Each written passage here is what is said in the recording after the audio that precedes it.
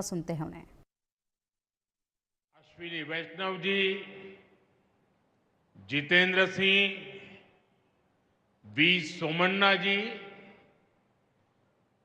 Deputy CM Surendra Kumar ji, Jammu Kashmir विधानसभा में नेता विपक्ष सुनील जी, संसद में मेरे साथी जुगल किशोर जी, अन्य जनप्रतिनिधिगण और मेरे प्यारे भाई और बहनों,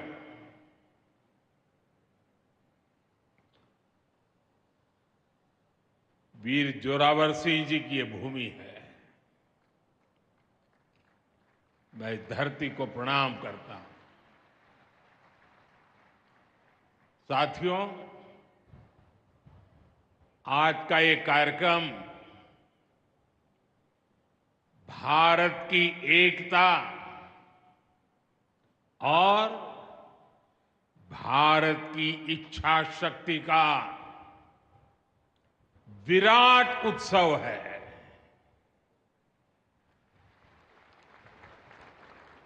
माता वैष्णो देवी के आशीर्वाद से आज वादी कश्मीर भारत के रेल नेटवर्क से जुड़ गई है। मां भारती का वर्णन करते हुए हम श्रद्धा भाव से कहते आए हैं, कश्मीर से कन्याकुमारी, ये अब रेलवे नेटवर्क के लिए भी हकीकत बन गया है। उधमपुर, श्रीनगर, बारामूला, ये रेल लाइन प्रोजेक्ट ये सिर्फ नाम नहीं है, ये जम्मू कश्मीर के नए सामर्थ्य की पहचान है। भारत के नए सामर्थ्य का जयघोष है। थोड़ी देर पहले मुझे चिनाब ब्रिज और अंजी ब्रिज का लोकार्पण करने का अवसर मिला है। आज ही 2 नई वंदे भारत ट्रेनें जम्मू कश्मीर को मिली है। यहां जम्मू में नए मेडिकल कॉलेज का शिलान्यास हुआ है। 46,000 करोड़ रुपए के प्रोजेक्ट्स जम्मू और कश्मीर के विकास को नई गति देंगे। मैं आप सभी लोगों को विकास के नए दौर के लिए बहुत बहुत बधाई देता हूं। साथियों, जम्मू कश्मीर की अनेक पीढ़ियां रेल कनेक्टिविटी का सपना देखते देखते गुजर गई। मैं कल सीएम उमर अब्दुल्ला जी का एक बयान देख रहा था और अभी भाषण में भी बताया। वो भी बोले थे कि जब वो 7वीं 8वीं में पढ़ते थे तब से इस प्रोजेक्ट को पूरा होने का इंतजार कर रहे थे। आज जम्मू कश्मीर के लाखों लोगों का सपना पूरा हुआ है। और ये भी हकीकत है, जितने अच्छे काम है ना, वो मेरे लिए ही बाकी रहे हैं। साथियों, ये हमारी सरकार का सौभाग्य है कि इस प्रोजेक्ट ने हमारे कार्यकाल में गति पकड़ी और हमने इसे पूरा करके दिखाया। बीच में कोविड के कालखंड के कारण भी अनेक मुसीबतें आई, लेकिन हम डटे रहे। साथियों, रास्ते में आने जाने की मुश्किलें, मौसम की परेशानी, लगातार पहाड़ों से गिरते पत्थर, ये प्रोजेक्ट पूरा करना मुश्किल था, चुनौतीपूर्ण था। लेकिन हमारी सरकार ने चुनौती को ही चुनौती देने का रास्ता चुना है। आज जम्मू कश्मीर में बन रहे अनेकों ऑल वेदर इंफ्रास्ट्रक्चर प्रोजेक्ट इसका उदाहरण है। कुछ महीने पहले ही सोनमर्ग टनल शुरू हुई है। अभी कुछ देर पहले ही मैं चिनाब और अंजी ब्रिज से होकर आपके बीच आया हूं। इन पुलों पर चलते हुए मैंने भारत के बुलंद इरादों को, हमारे इंजीनियर्स, हमारे श्रमिकों के हुनर और हौसले को जिया है। चिनाब ब्रिज दुनिया का सबसे ऊंचा रेलवे आर्च ब्रिज है। लोग फ्रांस में, पेरिस में एफिल टावर देखने के लिए जाते हैं, और ये ब्रिज एफिल टावर से भी बहुत ऊंचा है। अब लोग चिनाब ब्रिज के जरिए कश्मीर देखने तो जाएंगे ही, ये ब्रिज भी अपने आप में एक आकर्षक टूरिस्ट डेस्टिनेशन बनेगा। सब लोग सेल्फी पॉइंट पर जाकर के सेल्फी निकालेंगे। हमारा अंजी ब्रिज भी इंजीनियरिंग का बेहतरीन नमूना है। ये भारत का पहला केबल सपोर्टेड रेलवे ब्रिज है। ये दोनों ब्रिज सिर्फ ईंट, सीमेंट, स्टील और लोहे के ढांचे नहीं है। ये पीर पंजाल की दुर्गम पहाड़ियों पर खड़ी भारत की शक्ति का जीवंत प्रतीक है। ये भारत के उज्जवल भविष्य की सिंह गर्जना है। ये दिखाता है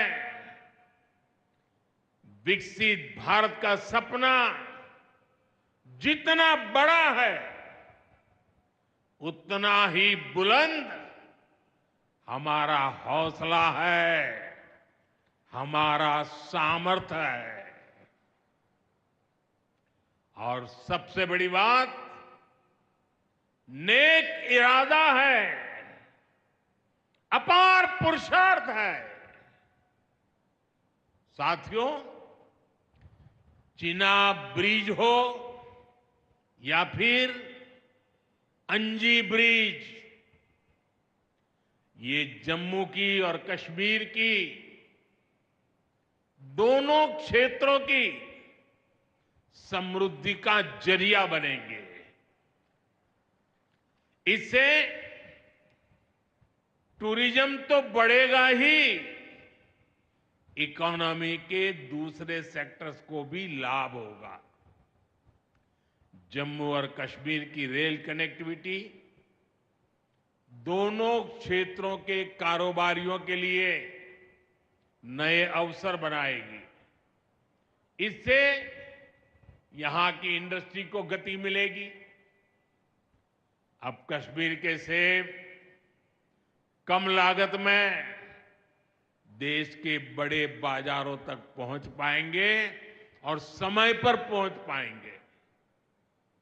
सूखे मेवे हो या पश्मीना शॉल, यहां का हस्तशिल्प अब आसानी से देश के किसी भी हिस्से तक पहुंच पाएगा। इससे जम्मू कश्मीर के लोगों को देश के दूसरे हिस्सों में आना जाना भी बहुत आसान होगा। साथियों, मैं यहां संगलदान के एक स्टूडेंट का अखबार में कमेंट पढ़ रहा था। उस स्टूडेंट ने कहा कि उसके गांव के उन्हीं लोगों ने अब तक ट्रेन नहीं देखी थी जो गांव से बाहर गए। गांव के ज्यादातर लोगों ने ट्रेन का सिर्फ वीडियो ही देखा था। उन्हें अब तक यकीन ही नहीं हो रहा कि असली ट्रेन उनकी आंखों के सामने गुजरेगी। मैंने ये भी पढ़ा कि बहुत से लोग ट्रेनों के आने जाने का टाइम याद कर रहे हैं। एक और बिटिया ने बड़ी अच्छी बात कही।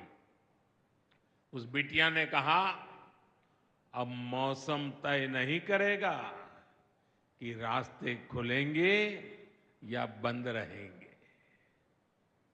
अब ये नई ट्रेन सेवा हर मौसम में लोगों की मदद करती रहेगी। साथियों, जम्मू कश्मीर मां भारती का मुकुट है। ये मुकुट एक से बढ़कर एक खूबसूरत रत्नों से जड़ा हुआ है। ये अलग अलग रत्न जम्मू कश्मीर का सामर्थ्य है। यहां की पुरातन संस्कृति,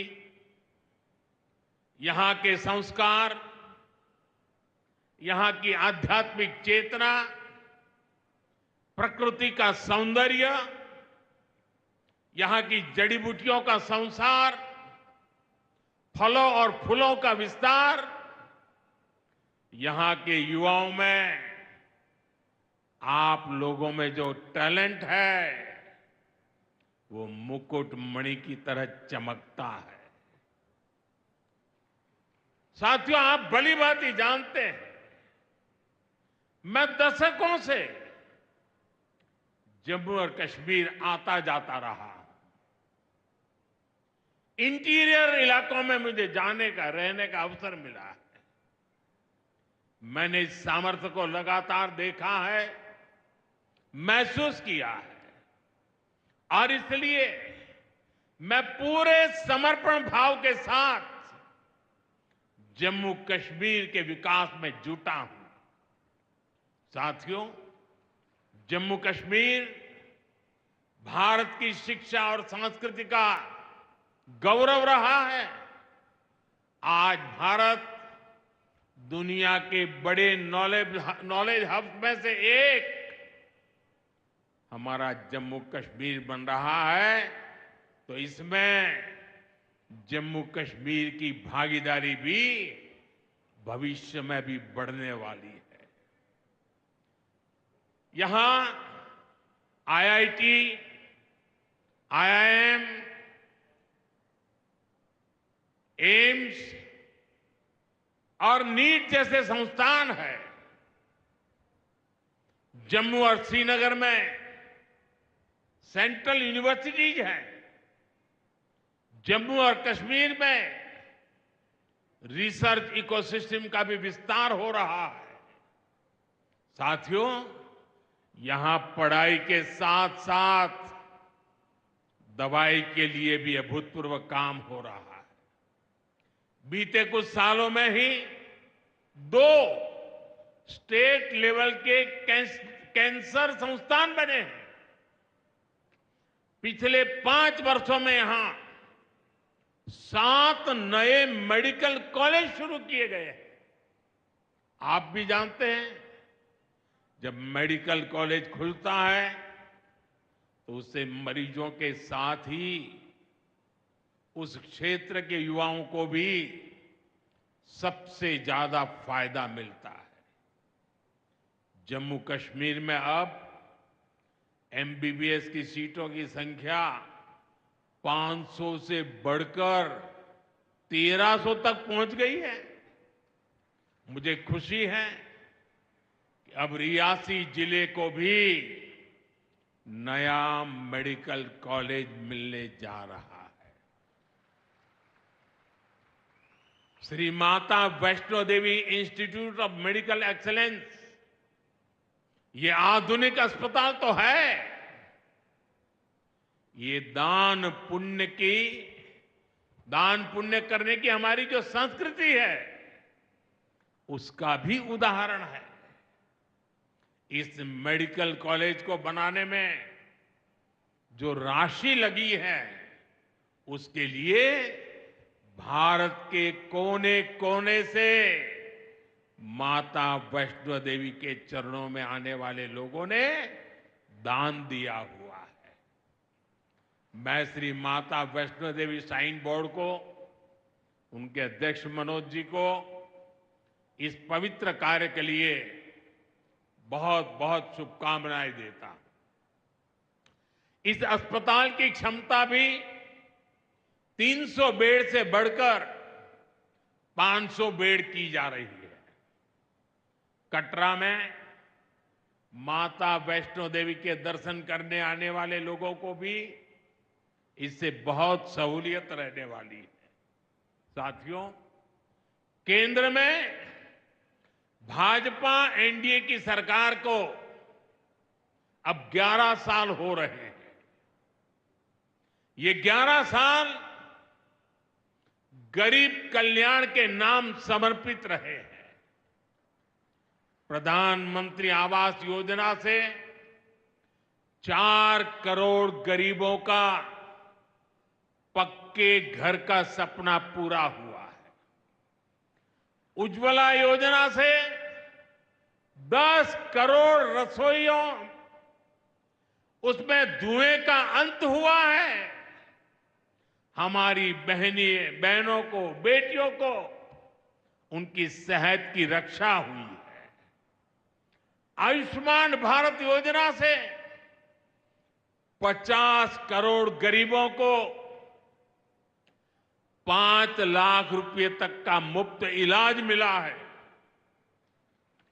प्रधानमंत्री गरीब कल्याण अन्न योजना से हर थाली में भरपेट अनाज सुनिश्चित हुआ है। जनधन योजना से पहली बार 50 करोड़ से ज्यादा गरीबों के लिए बैंक का दरवाजा खुला है। सौभाग्य योजना से अंधेरे में जी रहे 2.5 करोड़ परिवारों में बिजली की रोशनी पहुंची है। स्वच्छ भारत मिशन के तहत बने 12 करोड़ शौचालयों ने खुले में शौच की मजबूरी से मुक्ति दिलाई है। जल जीवन मिशन से 12 करोड़ नए घरों में नल से जल पहुंचने लगा है। महिलाओं का जीवन आसान हुआ है। पीएम किसान सम्मान निधि से 10 करोड़ छोटे किसानों को सीधी आर्थिक सहायता मिली है। साथियों, सरकार के ऐसे अनेक प्रयासों से पिछले 11 साल में 25 करोड़ से ज्यादा गरीबों ने गरीबी को, हमारे ही गरीब भाई बहनों ने गरीबी के खिलाफ जंग लड़ा और 25 करोड़ गरीब गरीबी को परास्त कर करके, विजयी होकर के गरीबी से बाहर निकले हैं। अब वो नए मध्यम वर्ग का हिस्सा बने हैं। जो लोग अपने आप को समाज व्यवस्था के एक्सपर्ट मानते हैं, बड़े खेर बड़ी खबर